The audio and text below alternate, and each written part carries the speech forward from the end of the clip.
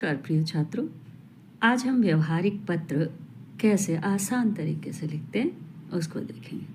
बड़ा ही आसान है, बस थोड़ी सी समझ होनी चाहिए कि उसके प्रारूप को कैसे लिखें। पहले हम इस प्रमाण पत्र के लिए पत्र लिख रहे हैं। किसको लिख रहे हैं? प्राचार्य को लिख रहे हैं, प्रधानाचार्य को लिख रहे हैं। तो सर्वप्रथम हमें क्या लिखना है? हमें दिनांक लिखनी है। हाँ, दाहिनी तरफ यानी राइट हैंड साइड में टॉप पे हमें पहले दिनांक लिखना है। फिर प्रेषक माने भेजने वाला जो है, यानी आप स्वयं छात्र, आप एक व्यवहारिक पत्र लिख रहे हैं प्रमाण पत्र के लिए, तो आप अपना नाम लिखें।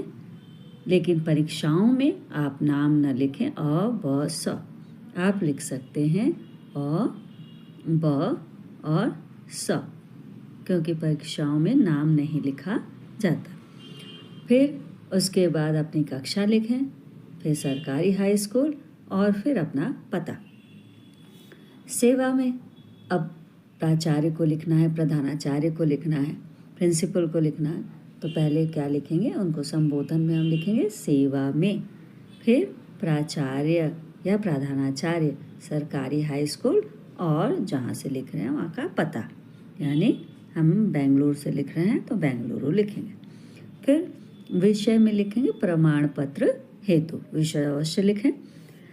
फिर हम अपना जो लिखना प्रारंभ करेंगे कि महोदया, आपसे निवेदन है कि मेरे पिताजी का तबादला जहाँ भी हुआ है, मैसूरू में हुआ है या कहाँ हो गया है, उनके साथ मुझे भी जाना है।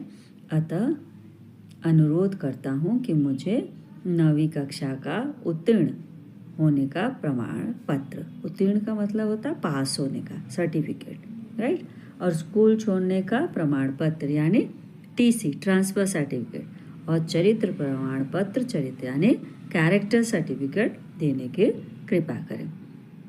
फिर धन्यवाद, बस 2 लाइन में इसको समाप्त करना। धन्यवाद आपका आज्ञाकारी छात्र या छात्रा।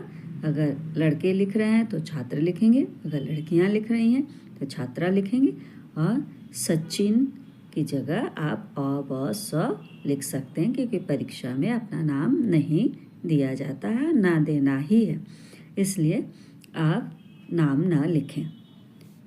धन्यवाद विद्यार्थियों। अगर समझ में आ गई हो तो please like, subscribe and share.